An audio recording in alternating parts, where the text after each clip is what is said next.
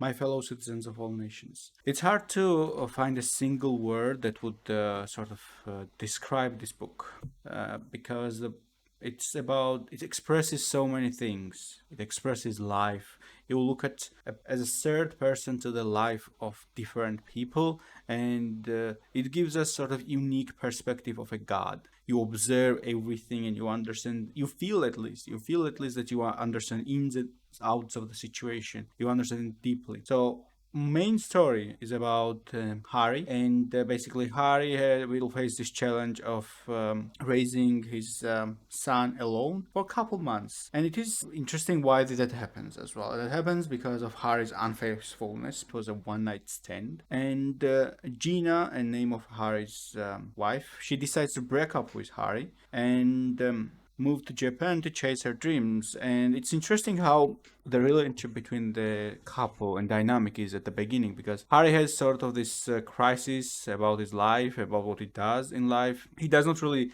stand up for himself. He faces some success in a job, but at the same time, he does not feel like he has the life. He does not feel the confidence, feel the power to stand up for himself, to stand up for his beliefs. And he lives this life where he sort of is a man, but a man boy. He is not a man, he is a boy in a man's body. He is not developed, he is not mature enough, he cannot face challenges, he cannot do anything. And there comes his father. His father is a character that does everything for this couple and etc. It's revealed later as well how supportive the father is, of Harry's father is in the story. And it's sort of interesting how Harry feels toward the Gina. Basically, he says that I choose her based on her beauty, based on how beautiful her legs was, how attractive she was. And it's interesting that Gina is really attractive.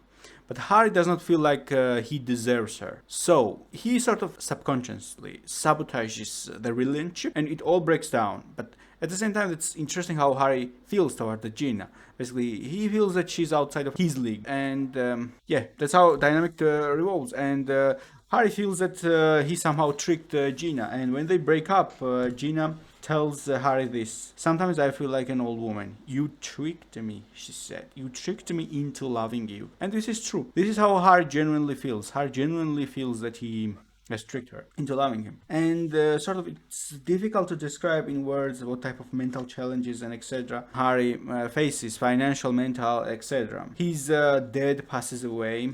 It's a very sad story in that moment, and we see how he truly grows up. And we see sort of this single mother, single fathers, how they raise the children. And he meets this woman called Sid. She is an American that moved to the London basically for the love. And she has this daughter, and Harry and Sid have this relationship, then they break up.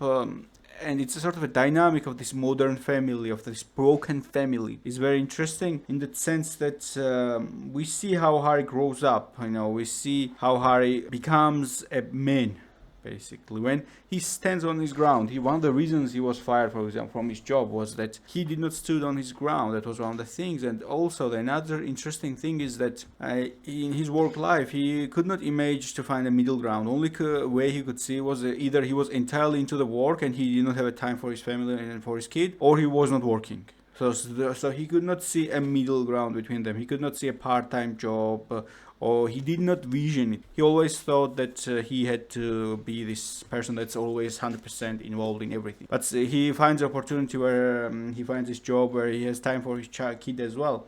And that's also a big plus for him. He grows up there as a person and as a worker and as a man. Harry at one point mentions that he missed Peggy, and it is one of the interesting things about modern relationship is that sometimes you date a single mother and not only you fell in love with a woman, but you also fell in love with a child, even though the child is not your seed directly. Biologically might not be yours, but you might still fall in love with a child as well. And it's very emotional and interesting perspective. Plus, it's interesting in a growing up process when Harry tries to grow up mentally. The Sid and Harry have this fight over why they should not be together, and Sid tells him that you don't want to raise another man's fuck. And it was a very direct way of saying that you don't want to be with me because you don't want to raise my child that's not biologically yours. And they have a big fight over it, and Harry proves to Sid that he can grow up, and he did grow up, and he became a man that's stood beyond it. And it's interesting how at the end his character is just how his character has grown up. And remember it, like we from the very first page we start reading the book and seeing Harry being this immature boy, and he ends up being a man at the end of the day. He realizes that he steps above there in his insecurities. He grows up in his career, he grows up in his life, he steps up the challenges of raising a son, being a single dad, doing everything and proving to himself that he can do it indeed. And it sort of ends this way. And in general, there is this discussion about how Sid gives a chance to Harry. I believe that she felt deep in her soul that this is the way she should have behaved, but there are sort of interesting mysteries and sort of emotions are lingering. But at the end, this book leaves this deep desire to just not to judge whatsoever.